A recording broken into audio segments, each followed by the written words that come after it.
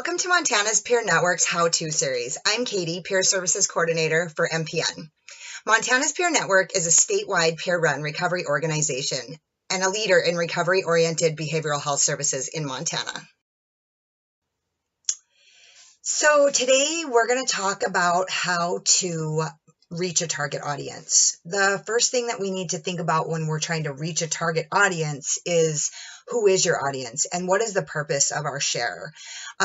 Are we bringing it to our peers? Are we talking to professionals? Are we talking to legislature? We need to figure out who our audience is and what is the message we really want to bring. So in recovery, many of us, we speak a certain language. People in behavioral health and people in SUD, substance use disorder alike, often we're surrounded by a community of people and we all speak a certain language. For me, I'm in 12-step programs. And so we talk about being clean, kicking, things of that nature. And so often everybody doesn't speak that same language. And we need to take into consideration that everybody doesn't know what kicking means. And so, just really taking into consideration who your audience is. And instead of using language that they won't understand, we need to make our statements generalized so that we can make a point that everybody's on the same page with.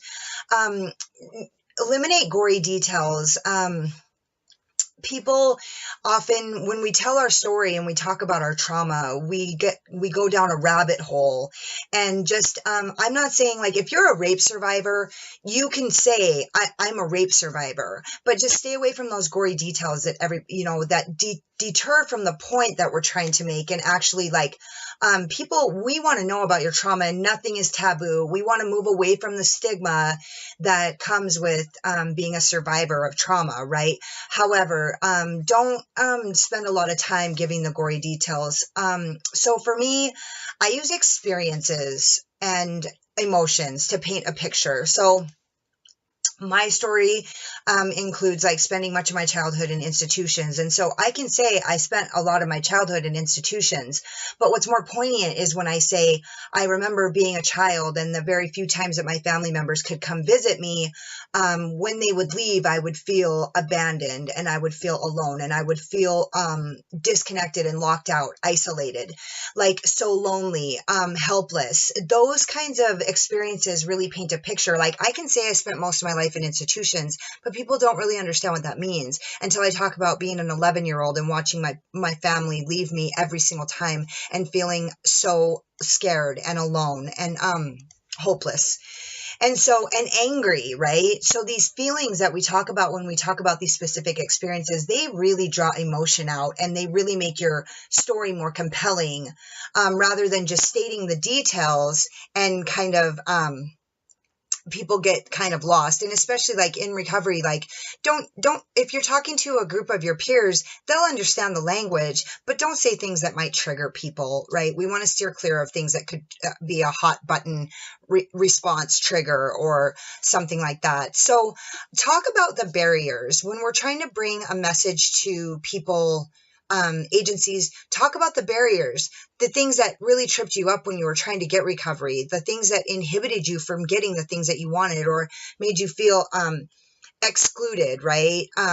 So what were the barriers? Services, disenfranchisement of services, filling out paperwork or the stigma. Talk about those kinds of things. So talk about the things that give your life meaning today. Parenthood, inclusion, career, education, recovery, spirituality, the things that give your life meaning and purpose. And also with that, talk about the contribution that you can make to society today because of recovery. And also talk about the connection that you feel with your loved ones, friends and family, your community, the world around you, the ecosystem, the way that we get to be a part of something that we did not used to be. And the last thing is, if you're talking to service providers, really bring home the point that talk about the services that have made a difference in your life and talk about the people who held space for you by giving you chances, even when it looked like there was no hope for you, right? Because we want to know about how those services changed your life. And so especially when we're trying to get services, we need to talk about those kinds of things. So that's how you reach a target audience. Thank you so much for listening. Thank you guys so much for watching. If you'd like more information on our services, please visit our website at mtpeernetwork.org. You can also stalk us on Facebook and Twitter, and don't forget to hit like and subscribe down below. Thanks. Bye, guys.